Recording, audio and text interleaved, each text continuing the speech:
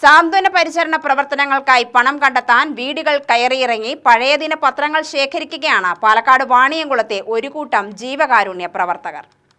Vaniyamkulam palliative and rehabilitation സെന്ററിലെ പ്രവർത്തകർ 2 ദിവസം പൂർണ്ണമായും ദിനപത്രങ്ങൾ ശേഖരിക്കാൻ വേണ്ടി മാറ്റിവെച്ചു.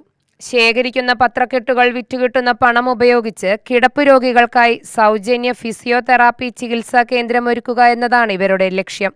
100-ലധികം കിടപ്പ് രോഗികളുള്ള ഈ പാലിയേറ്റീവ് സംഘത്തിന് കീഴിൽ ഫിസിയോതെറാപ്പി ചികിത്സ ആവശ്യമുള്ള രോഗികളുമുണ്ട്. ഭാരിച്ച ചെലവ് വരുന്ന ഈ ചികിത്സ പഞ്ചായത്തിലെ മുഴുവൻ കിടപ്പ് രോഗികൾക്കും സൗജന്യമായി നൽകാനാണ് തെറാപ്പി കേന്ദ്രം ഒരുക്കുന്നത്.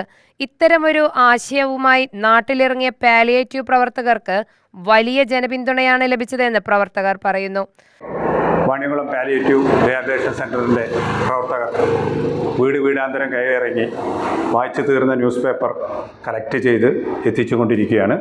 ഫിസിയോതെറാപ്പി സെൻ്റർ കിടപ്പ് രോഗികൾക്ക് തികച്ചും സൗജന്യമായി നൽകുന്ന ചികിത്സയായിരിക്കും. ഈ ചികിത്സയ്ക്ക് വരുന്ന എല്ലാ മൂലധനവും ഇതുപോലെയുള്ള പ്രവർത്തനങ്ങൾ കൊണ്ട് സ്വരൂപിക്കാനാണ് PPRC തീരുമാനിച്ചിരിക്കുന്നത്. അതിനുവേണ്ടി എല്ലാവരുടെയും സഹകരണം ഞാൻ ഒരിക്കൽ കൂടി ആവശ്യപ്പെടുകയാണ്.